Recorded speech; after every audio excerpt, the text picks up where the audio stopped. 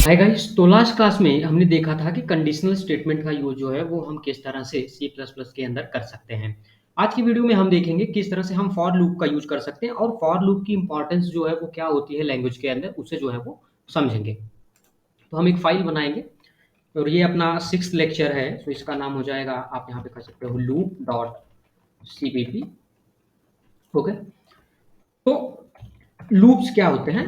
अगर आप बात करें लूप की, तो लूप का मतलब यहाँ पे आप ऐसे समझ सकते हो, कोई भी अगर आप प्रोग्राम के अंदर चेंज कर रहे हो या फिर आपका प्रोग्राम अगर रन कर रहा है, तो जैसे वो प्रोग्राम जो है वो अपने लास्ट स्टेज पर होगा, जैसे वो प्रोग्राम अपने लास्ट स्टेज को कंप्लीट करेगा, वैसे ही प्रोग्राम जो है वो रीडायरेक्ट हो जाएगा अपने फर्स्ट स्टेप के ऊपर, लास्ट स्टेप से। इसके बाद सेम प्रोसेस जो है वो वापस से रिपीट होगी, first to last, then last to first, वापस जाकर के ये चीज जो है जब एक बार एक ही चीज बार बार प्रिंट होती रहती है या फिर वो चलती रहती है, तो उसे हम क्या कहते हैं? लूप कहते हैं। तो सी प्लस प्लस के अंदर अपने पास तीन टाइप के लूप्स हैं, जिसमें से पहले हम पढ़ेंगे फॉर लूप। ओके, और सेकंड जो है वो अपना होगा वाइल लूप।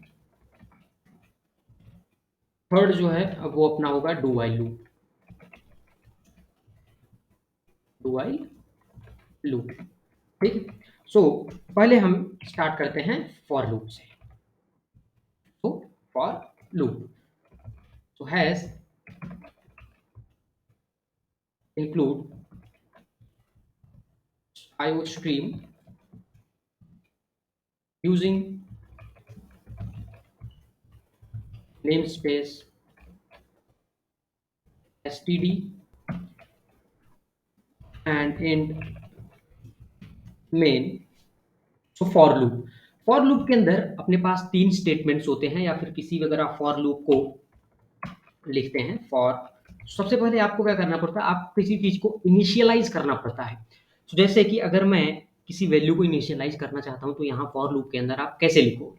उस आर्ग्यूमेंट के अंदर, तो यहाँ पे आपको लिखना होगा इंट, उसका डेटा टाइप, और आप जो वेरिएबल यहाँ पे डिफाइन करना चाहते हो आई, और उससे आप इनिशियलाइज कर दोगे वैल्यू उसकी 0 से।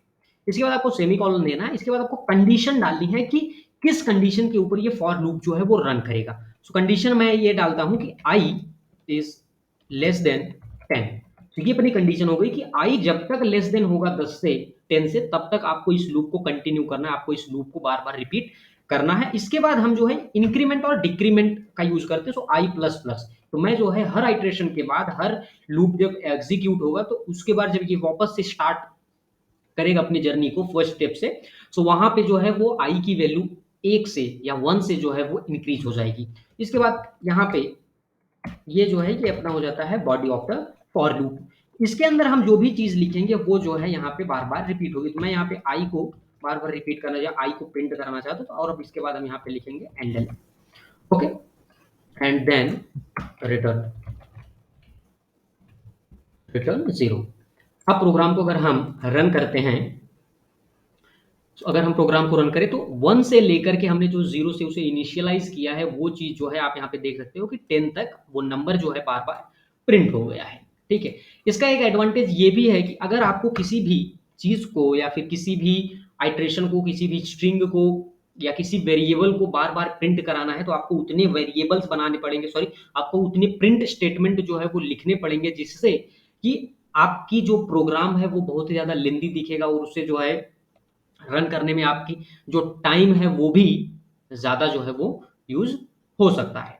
ठीक है, इसीलिए हम फॉर लूप का यूज करते हैं कि आप एक ब्लॉक ऑफ कोड बनाएंगे, एक ब्लॉक बनाएंगे जिसके अंदर आप उस कोड को लिखेंगे, जिससे कि वो आइट्रेशन जो है वो बार बार तक रन हो सकती है। इसी तरह से आप जो है इसे 100 तक भी लेके जा सकते हैं, कि अगर आपको 1 से लेकर के 100 तक की सारी नंबर को प्रिंट कराने हैं, तो फॉर लूप के अंदर उस चीज को प्रिंट करा सकते हैं। बट अगर आपको यही कहा जाए कि आपको फॉर लूप का यूज नहीं करना है, आपको 1 से लेकर के 100 तक के सारे नंबर्स को प्रिंट कराना है, तो आपको यहाँ पे मैनुअली आपको फिर यहाँ पे सी आउट कर करके 1, ओके, 1, फिर उसके बाद आपको 2, इसके बाद 3, इस तरह से आप अगर प्रिंट करोगे तो आपको बहुत ज़्यादा टाइम भी यहाँ पे कंज्यूम होगा, और ये जो है तरीका इफिशियंट भी नहीं होता। इसे अगर हम प्रिंट करेंगे, तो आप यहाँ पे देख सकते हो, आपने यहाँ पे जो चीज़ें लिखी थी वो जो है यहाँ पे रन हुई हैं, वो यहाँ पे डिस्प्ले हुई हैं।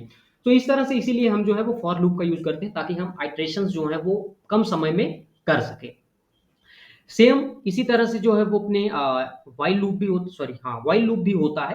व्हाइल लूप की अगर हम बात करें तो मैं जो है इसे यहाँ से कमेंट आउट कर दूँगा इस तरह से, और अब मैं यहाँ पे लिखूँगा व्हाइल लूप। तो सबसे पहले इसके सिंटैक्स को समझते हैं। व्हाइल लूप का सिंटैक्स जो है वो क्या होता है? तो व्हाइल लूप के सिंटैक्स में सबसे पहले आपको व्हाइल लिखना है। व्हाइल के बाद आपको पैरेंथेसिस लगानी है जिसके अंदर आपको यहाँ पे ओनली आपको कंडीशन लिखना है। कंडीशन आपका क्या होना चाहिए? ठीक है? तो मेरा कंडीशन ये होगा, इसके पहले इस कंडीशन को लिखने से पहले आपको इनिशियलाइज़ करना होगा int i is equal to 0। मैं इसे इनिशियलाइज़ करता हूँ, बताता हूँ आगे इसका क्या काम है। तो मैं ये करूँगा कि i की वैल्यू जब तक छोटी है 20 से तब तक आपको इस आइटरेशन को या फिर इस कोड को रन करना है, इस लूप को स्टार्ट करना है ताकि वो जो है i की वैल्यू 20 आइटरेशन तक प्रिंट कर सके। सो इसके बाद हम यहाँ पे अपनी बॉडी लिखेंगे, तो हम यहाँ पे क्या करेंगे, हम यहाँ पे सी आउट कराएंगे अपने i की वैल्यू को। Okay, and L.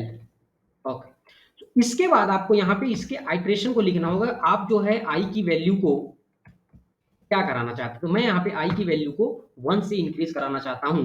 तो यहाँ पे क्या होगा कि सबसे पहले वो इस इंटीजर को लेगा जो कि i है, जो कि आपने यहाँ पे इनिशियलाइज़ किया है i को, क्योंकि हमने देखा था लास्ट क्लास में कि अगर आप किसी भी वेरिएबल को किसी प्रोग्राम के अंदर यूज़ करते हो तो उस प्रोग्राम को यूज़ करने से पहले, उस वेरिएबल को यूज़ करने से पहले प्रोग्राम के अंदर आपको उस वेरिएबल को डिफाइन करना पड़ेगा कि वो वेरिएबल जो है क्या है, आपको उसे इनिशियलाइज़ करना पड़ेगा।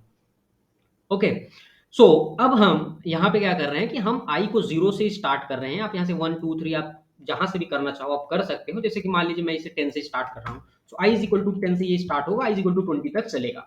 ओके, तो जब तक i की वैल्यू 20 नहीं पहुँचेगी तब तक ये पूरा कोड जो है वो लूप में रन होता रहेगा और वैल्यू को प्रिंट करता जाएगा। ओके, तो अगर हम इस प्रोग्राम को रन करके देखें, वेट फॉर अ सेकंड। सो यहाँ पे आप देख सकते हो कि 10 से लेकर के वो 20 तक, सो 20 यहाँ पे एक्सक्लूड होता है, वो इंक्लूड नहीं होता। तो वहाँ तक जो है ये आसानी से आपको प्रिंट करके दे देता है। तो सेम यही चीज़ हमने जो है यहाँ फॉर लूप से भी चेक किया था, वही चीज़ हमने व्हाइल लूप के साथ भी चेक किया है। अब हम बात करते हैं डू व्हाइल लूप की। तो मैं इसे भी कमेंट आउट कर दूँगा और अब हम बात करते हैं डू व्हाइल लूप की। डू व्हाइल लूप, इसका सिंटैक्स जो है वो थोड़ा-सा डिफरेंस होता है व्हाइल लूप से, क्योंकि हम यहाँ पे सबसे पहले लिखेंगे, वेरिएबल इनिशियलाइज़ कर देते हैं int i is equal to 0। Okay, इसके बाद हम यहाँ पे यूज़ करेंगे डू, और डू यूज़ करने के बाद यहाँ पे जब हम डू को इनिशियलाइज़ करेंगे तो आपको क्या करना है, आपको यहाँ पे सबसे पहले ये बॉडी लिखनी हो, क्योंकि डू उसके बाद आपको व्हाइल यूज़ करना है। तो डू मतलब इस अगर आप डू व्हाइल लूप का यूज़ करते हो तो जो आपका कोड है वो मिनिमम 1 टाइम जो है वो एग्ज़ीक्यूट होगा, मिनिमम 1 टाइम। ओके, तो इसके अंदर मैं अगर लिखूँ सी आउट, हमको सी आउट कराना है आई को। ओके, सी आउट आई, इसके बाद एंड एल लिखने के बाद आपको यहाँ पे क्या कराना है, आपको यहाँ पे ये इटरेशन क्या होगी, हमें आई प्लस प्लस कराने हैं। इसके बाद आपको यहाँ पे कंडीशन लिखना पड़ेगा व्हाइल के साथ कि